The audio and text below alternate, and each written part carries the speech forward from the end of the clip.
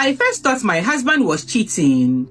That is the simplest way to explain how this started. He began taking his phone outside to answer calls. Before, he would sit in the living room and talk freely. Suddenly, if his phone rang, he would step into the compound or walk toward the gate. If I asked who it was, he would say, just wake. He started coming home later than usual, not extremely late, just late enough for it to feel intentional. When I asked why, he would say, traffic, or I had to pass somewhere. What made it worse was not the lateness, it was the silence. He did not volunteer details anymore. One evening, I asked casually, how was your day? He replied, normal, and went straight to the bedroom. Another small thing I noticed was the car. We have always had a driver for most errands because my husband's family is well-to-do. But suddenly, he began insisting on driving himself. He said he needed fresh air. He said he was stressed. Then one Saturday morning, I saw him washing the car himself. That might not sound strange, but he has never done that before. We have people for that. He was scrubbing the front bumper carefully, almost aggressively. I stood by the door and asked, since when do you wash cars? He didn't look at me. Is it a crime to wash my own car? I laughed lightly. No, I am just surprised. He paused, then continued scrubbing. That was when I noticed it. There was a small dent on the front of the car. The paint was slightly scratched near the headlights. I stepped closer. When did this happen? He straightened up immediately. It is nothing. It doesn't look like nothing, I said. Did you hit something? It is minor, he replied quickly. I misjudged the gutter. I looked at him. When? He threw the sponge back into the bucket. Why are you interrogating me? I am not interrogating you. I am just asking, I replied. He wiped his hands and said firmly, don't start. It has been fixed. That night, he came home later than usual again. He was quiet at dinner. The children were talking about school, but he barely responded. When we got into bed, I asked gently, is there something you want to tell me? He turned his back to me. There is nothing. I lay awake for a long time.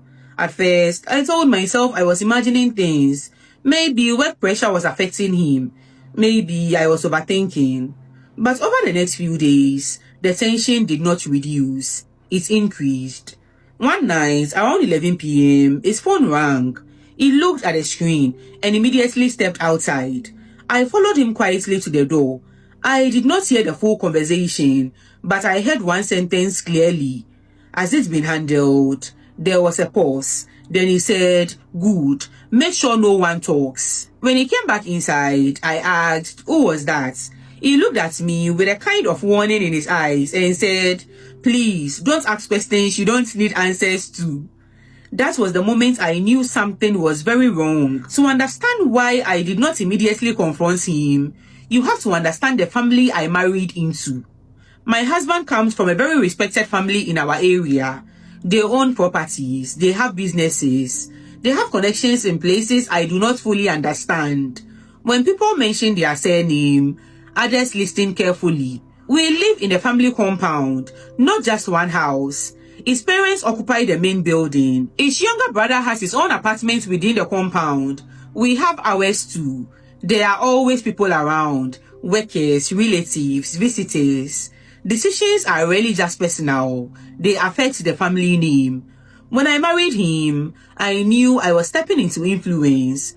I came from a modest background. My father was a teacher. My mother sold provisions. We were comfortable, but not powerful. Marrying him changed my life. We have 2 children, a girl who is 7 and a boy who is 4. They attend a good private school. They have things I did not have growing up. I am aware of that every day. My husband's younger brother is different from him. He is charming, loud, and careless. He spends easily. If he gets into trouble, someone in the family fixes it. That has always been the pattern. I have watched him argue with security officers and walk away laughing. I have seen him ignore traffic rules. He drives very carelessly. When I once mentioned that he drives too recklessly, my mother-in-law said, he's still young. Mind you, he's 30. Hey, still is protected. Now, in our area, not far from the compound, lives a carpenter named Mensah. He is not part of our circle. He rents a small house with his wife and 5 children. I see him often because he works around the neighborhood.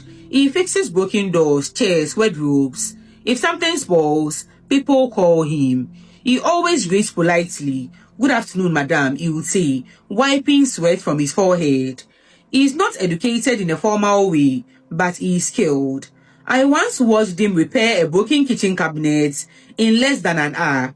He charged very little compared to others. His wife sells vegetable by the roadside. Their children are always outside in the evenings, playing barefoot. There is a clear difference between our families and theirs. My children have tablets and bicycles. His children share worn-out sleepers. When you live in a place like ours, you start to accept that this is just how the world is. Some people are comfortable, some struggle. You greet each other, but you do not mix deeply. At least, that is how it used to be. Before the night, everything changed. 2 days after I noticed the dent on the car, the news spread in the area. I first heard it from one of the women who sells food by the roadside. She was speaking loudly to another woman when I passed. They didn't even stop, she said. They just left him there. My heart tightened for reasons I could not explain.